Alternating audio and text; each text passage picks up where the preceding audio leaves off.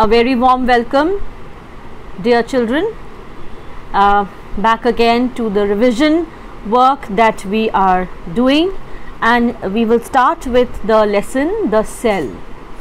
So this is a very important lesson where around 15 marks of questions are asked, right? So you'll get questions, 15 marks questions based on cell, so you need to prepare that very well, right? So we start with cell.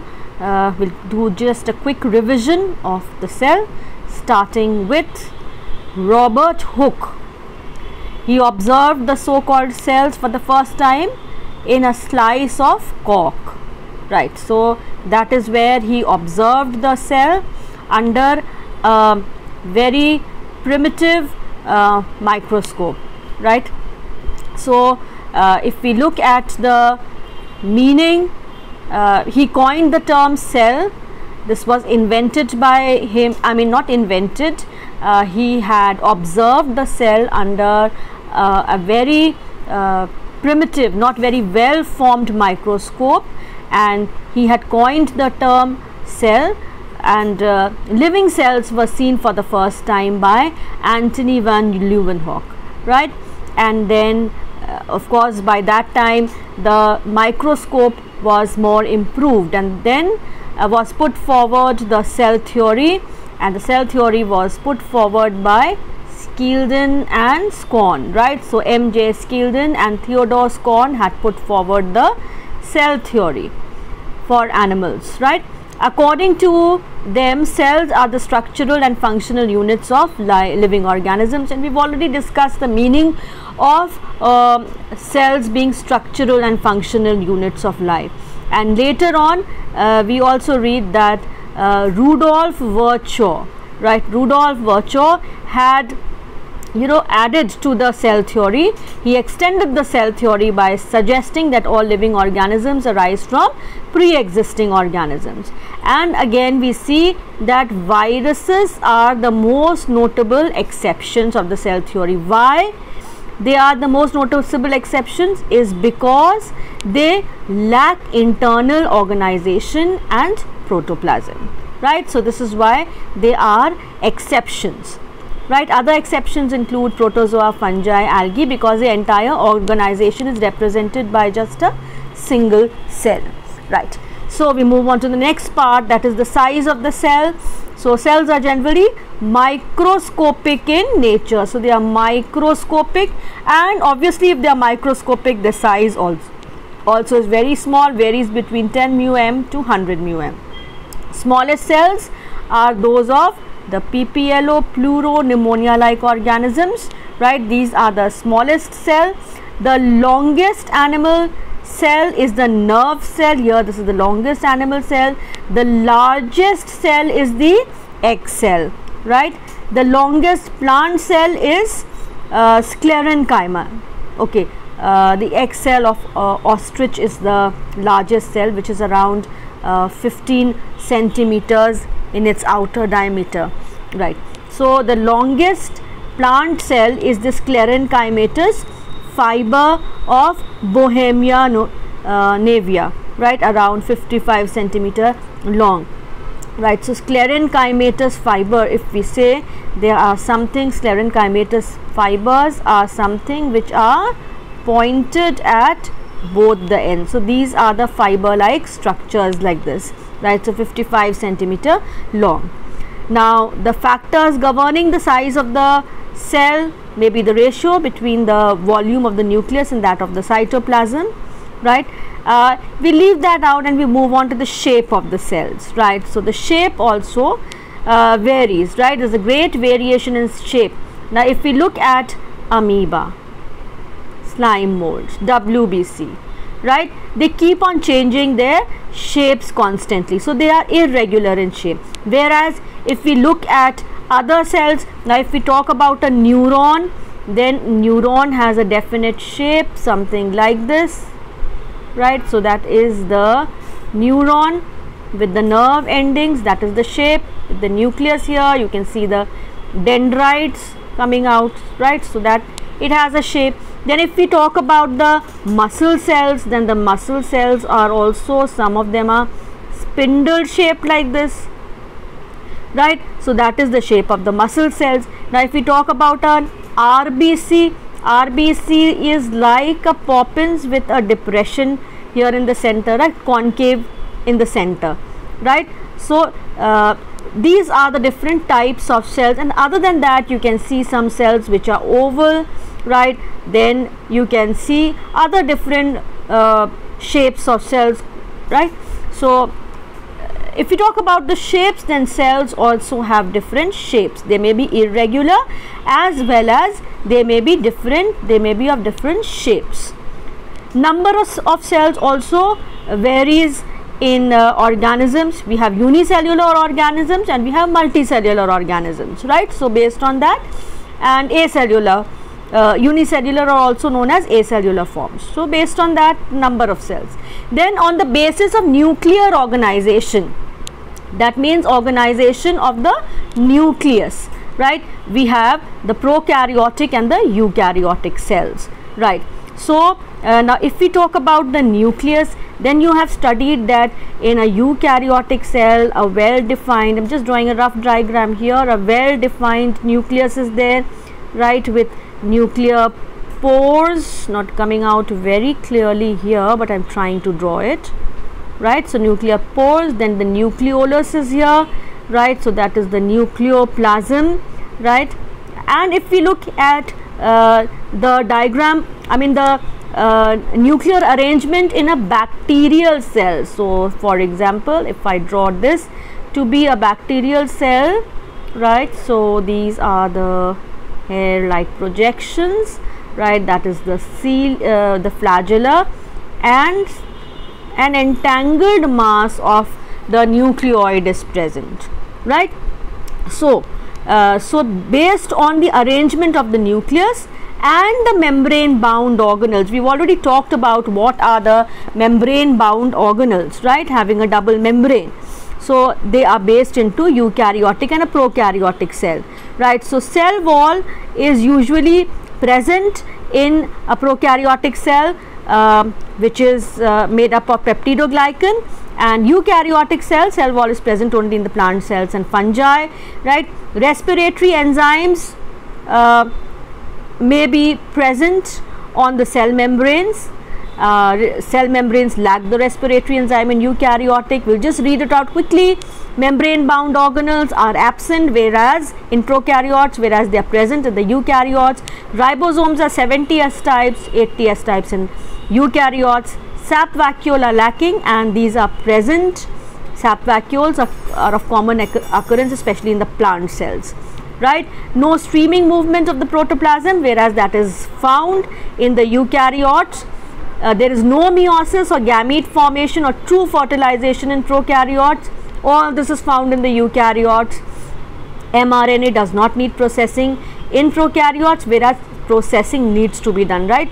Before the mRNA becomes active, there are certain other things that needs to be done. So that is the processing part, right? In prokaryotes, the cells are haploid, whereas typically diploid in eukaryotes, but we find only haploid cells to be present in the gametes, right? So nuclear material is not enclosed by nuclear envelope, and so it is called a nucleoid, like I drew just now, and the nuclear envelope is present in the nucleus of the eukaryotes, right? So no nucleolus in prokaryotes, and nucleolus is present in the eukaryotes. DNA is usually circular and not associated with histone proteins in prokaryotes, whereas nuclear DNA is linear and is associated with histone proteins, right? So that is the nuclear DNA which is found in the eukaryotes, right? Okay, so plasmids and pili may be present, which you saw, right? And there are no plasmids present and pili present in the eukaryotic cell, right? Then I left out the DNA, right, which occurs throughout the cell cycle replication, whereas DNA replication occurs only during the S phase of the cell cycle. Now why I didn't read this earlier was because we haven't talked about the mitosis and meiosis. So when we'll do that, then you'll understand. what does this S phase means, right? So prokaryotic cells are in bacteria and blue-green algae, whereas it occurs in algae, protist, fungi, animals, etc. All these are present, right? So that's the difference between the prokaryotic and the eukaryotic cell, and the basic difference is the type of nucleus that they have and the membrane bound organelles. Now we've already talked about the differences between animal and plant cells, right? You already know, right? So if you look at the diagram of the animal cell and the plant cell, they're all drawn over here, and we see that the outermost membrane of the animal cell is just the plasma membrane, right? Whereas the outermost cell, the outermost here, this is the plasma membrane, which is the outermost membrane of the animal cell.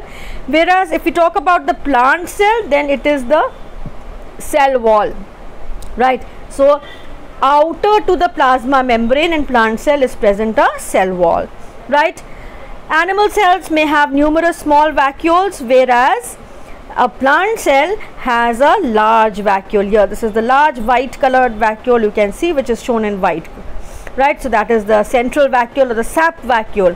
Plastids are absent in animal cells, whereas they are present in the plant cells. Centrosome is present in the animal cell and absent here. Centriole that you see, right? So that is related to the centrosome, whereas it is absent in the plant cells, but in the lower group of plant cells they may be present.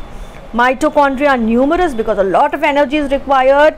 Since the animals are motile, so they are numerous. They are the powerhouse of the cell, so they provide energy. In plant cells, since they are not motile, so the mitochondria are fewer, but they are present. Then the cristae of mitochondria are plate-like, and that in the plant cells they are tubular, right? So if we talk about the cristae to be plate-like and cristae to be tubular, right? So that's the difference. Contractile vacuole may occur in to pump out excess water, right, in animals, whereas there is no contractile vacuole present in the plant cells, and form cell wall prevents undue enlargement of the cell. So animal cell may change the form and move about, whereas cell wall prevents change in the form and position of the plant cell. So they cannot change their form and position, right? So glyoxysomes are lacking in animal cells, whereas they are present in plant cells associated with fat glyoxysomes, right? Animal cells are generally much smaller and less than 100 μm, and plant cells are generally larger, around 100 mm in size. Spindle form during cell division. We leave this out here because again when we will talk about the cell division, then we will discuss this point, mitosis and meiosis. Cytoplasm always divides by furrowing, whereas it usually divides by plate method in plants. So again here when we talk about the cell division, then we will talk about how it divides by forming of furrows like this, and in plant cells by forming of plate. So that we'll talk about this later. Right, we come to the next part, that is the cell wall, present only in the plant cells, and when we were talking about the plant cells in the earlier classes, we had discussed the structure and arrangement of the various layers of the cell wall, in which we did talk about the primary, secondary wall, right, and the middle layer also we had talked about, right. So that's about the structure of the cell wall, and it says here the presence of a cell wall is a characteristic feature of only plant cells, always formed by the activity of the protoplast. So its formation takes place by the activity of the protoplast. The adjacent cell walls are cemented together by the middle lamella, right. So we talked about the primary cell wall, secondary cell wall. We talked about the middle lamella also, that that acts as a cementing layer between two adjacent cells, right, and they are cemented. That cementing is composed of calcium or magnesium pectate. So we'll quickly see what is a primary cell wall. It is the outermost layer of the cell wall present on both sides of the middle lamella, right. So outermost layer present on both sides of the middle lamella, right. So here the primary, here the primary, right. So that's like it, right. Secondary cell wall is much thicker, 5 to 10 mm, rigid and inelastic. You can see the secondary cell wall that is shown over here. Yeah, this is the secondary cell wall, rigid and inelastic, right. So that is the secondary cell wall, and it says here it may get thickened on account of the deposition of substances like cutin, suberin, lignin, pectin, etc. Then comes the tertiary cell wall, which is of rare occurrence, and it is found in tracheids of gymnosperms, right. So let's see the function of the cell wall. It is largely mechanical, number one. Then it acts like a skeleton of the plant by providing rigidity and strength, right, and flexibility. Then it maintains the shape and structure of the cell, third point, and protects the protoplasm against mechanical injury, that is the fourth point. By impregnation of cutin and suberin, it also reduces, impregnation means by the presence of cutin and suberin, it also reduces the loss of water by transpiration, that is the fifth point. And it is freely permeable, so it helps in absorption and transportation of water and solutes in the different parts of the plants, right. So that's about the cell wall. And then comes the protoplasm, and protoplasm is the life. It says here Felix Dugerin described the protoplasm in protozoa, and he called it sarcode.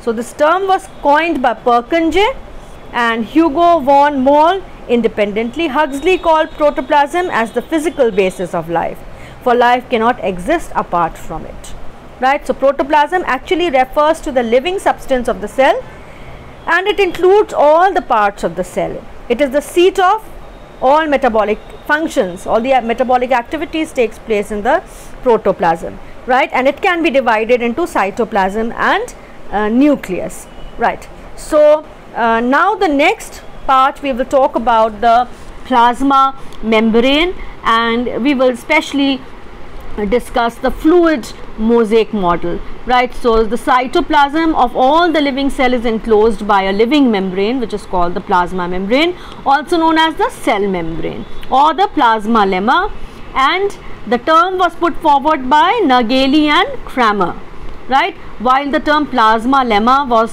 coined by Flower, right. So now there are few models which have been proposed to explain the structure of the plasma membrane, right. So we will basically talk about the fluid mosaic model, and you will see another video where the fluid mosaic model is explained, right. And if we talk about the functions of the plasma membrane, then it forms the limiting boundary of the cell wall. Then being it is selectively permeable, so allows only useful substances to enter the cell and thus maintains the homeostasis. Then through its receptors, receiving, right, receptors that receive something, it helps in binding hormones, drugs and neurotransmitters, growth factors. The glycocalyx of the membrane helps in cell recognition, addition, and it helps in the bulk transport by phagocytosis, pinocytosis and exocytosis. So the next video would contain the explanation or the structure of the fluid mosaic model.